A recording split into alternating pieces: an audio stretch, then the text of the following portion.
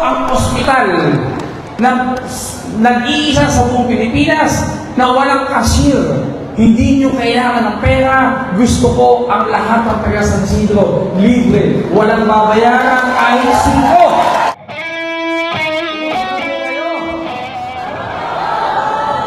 Ayun, may t-shirt ako.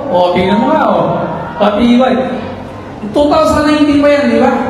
Mukhang di pa nilalabang buwan na hanggang ngayon. Joke lang, kumusta na po kayo? Magandang hapon sa inyo lahat. Abay, may iwante, mga nakangiti. Pero nung umpisa, pag nasa lubong ko yung mga taga San Isidro, yung mga nanay, sasama ng tingin sa akin, may utang ka sa amin. May utang ka sa amin. Kaya sabi ko, may iwante, kailangan mabayaran natin yung mga utang natin sa kanila. Pero ang masarap nung tayo po nagkita-kita, nabinigyan natin, nag-sunod yung mga anak nyo, kusang loob ko po ito na pinangako sa inyo.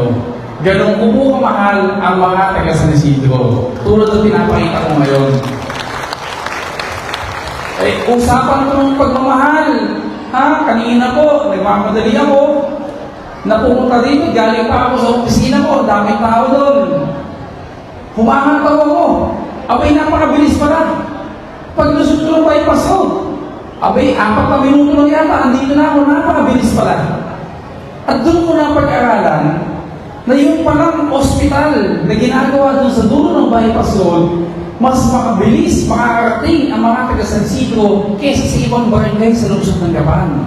At yung ospital po na yan, para po sa inyo na mga taga San Isidro. Lahat po yan para sa inyo. Yun yung ospital na pinapangako ko. Pero sabi nila, hindi totoo yan. Walang ospital. Imposible. Nung pinagawa ko na, ang sabi nila, yan kaya ka, pero huwag niyang sabihin na kasing ganda ng St. Luke's. Nung po natatapos na, hindi nga kasing ganda ng St. Luke's. Mas maganda pa sa St. Luke's. Kaya, di mamatay sila sa inggit. Di ba? Ganun lang yun. Bakit napakahalaga sa akin ng ospital? Yung po kasing ospital na yan, ang magsasalba sa maraming buhay, at hindi lang yun. Ano ba problema natin? Ang problema natin na mga taong mahihirap, dalawa.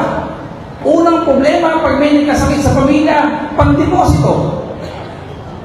Unang problema, walang deposito, hindi ka pwede magpagamot. Pangalawang problema, pag naggumaling na ang tao, paano mo ilalabas? Pera na naman. Huwag po kayong mainip dahil pagka po yung ospital na yan, 3 buwan na lang. Tapos huwag kayong magkakamali, baka magdala kayo ng kumot at unan. Hindi po hotel yan. Mas maganda lang sa hotel, pero ospital lang siya.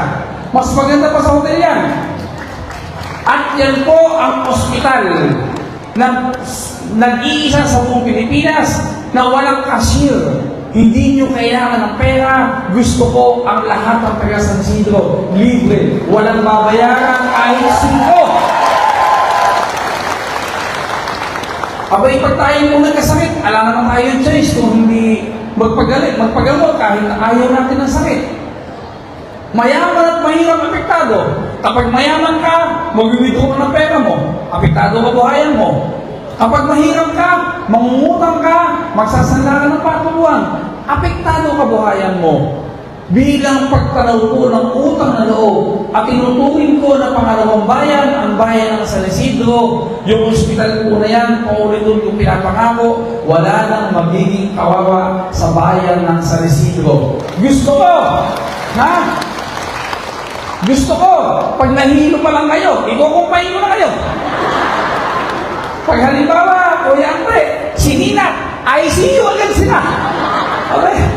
Ganun talaga eh. Mahal ko po kayo. At ako po, wala akong ibang pwedeng sabihin sa inyo kung hindi salamat, maraming salamat sa pagtitiwalang binigay niyo sa akin dahil nung nagdaang eleksyon, Parin Dodong, landslide ang kalaban dito, solid tayo sa bayan ng San Isidro. Abi, paano kung hindi tatanong ng utang na loob sa inyo? Wala pa akong napapatunayan. Wala pa akong nagagawa sa bayan ng San Isidro, pero pinagtiwalaan ninyo ako sa kabila ng paninira ng aking mga kalaban. Pero binibaw ko ngayon sa kalaban ko. Kung noon, grabing manira, mas pinagbuti ngayon. Ibang klaseng manira. Kaya kanina, nung buwababa ako ng sasakyan, unti-unti ako sumisilip. Baka ako yung mga taga San Isidro naniniwala sa paninira sa akin. Eh nakita ko po, mukha naman di kayo naniniwala. Naniniwala ba kayo sa paninira sa akin? Naniniwala ba kayo sa mga naninira sa akin? O, tingnan mo ha, walang naniniwala. Mamatay ka sa inggit. Eh, yun lang naman eh, alam nyo, sa totoo lang po, yung laban mo, totohanan lang. O, tingnan mo, kung Eming, panalo ka na, solid ka sa 4th District ng Nueva Ecija. Salamat! Salamat ninyo! Solid talaga, alam mo, siyempre tayo mo eh. Alam mo kung bakit? Yung pong survey lumabas na, yung latest survey. Dahil magaling silang manira, kung epekto paninira nila, 5% pa din sila, si Eming Pascual, 95%. Tambakan po ang laban na ito! Tandaan niyo yan! Ilang araw na lang po, Mayo 12 na. Sa Mayo 12, boboto tayo alas 8 ng umaga, magsasara ang presito alas 5 ng hapon. Tandaan po ninyo ito ha, alas 5 ng hapon, mag-uumpisa bilangan. Alas 6 ng hapon, pagkakana isang oras, surrender na kalaban. Tambakan po itong labanan na ito, tatambakan po natin sila sa tulong po ninyo. Tingnan nyo yung line-up.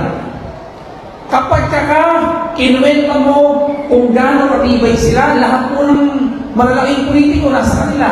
Kapitolyo, yung party list, na lagi silang sinasama para siraan ako, yung dating congressman, si Antonino, lahat na sama-sama malalaking politiko. Ako, wala akong kasamang malaking politiko, pero kayo kasama ko, kaya hindi sila mananalo sa atin dahil sa tulong ninyo sa akin. At ako naman po, tandaan nyo, hindi po ako makalilimot at pagtanaw ng utang loob sa inyo. Lahat po ng pwede kong magawa sa bayan ng San Isidro gagawin ko. Hindi ko nga alam kung anong klaseng magic kayo meron o nagayuma ako. May ante, basta taga San Isidro ang humingi ng tulong. Testigo po kayong lahat. Hindi na ako tumatawad. Minsan ang tanong ko na lang, magkano kailangan mo? Magkano problema mo? Kahit ilang daan libo pa. Sinasagot ko yun. Kahit di ko kaya, kinakaya ko. Kahit hindi ko kayang gawin, kinakaya kong pilit. Basta para sa mga taga San Isidro. Gusto ko maramdaman niyo yun. At ako po, bago po ako matapos, hindi ko na po i-endorso si Mayor Ante, tsaka inaanak ko si Vice Mayor JC. Sure naman po ito, walang katalo-talo, at saka po yung mga konsyel na kasama namin. Sana lang po, pakiusap ko sa inyo, wala naman din pong katalo-talo. Yung pong aking board member. Kung ano po sana, ang bilang ng boto ko dito, iboto po sana natin. Si Bukal Dodong, Pascual, Bautista, Parin Dodong. Ayan po.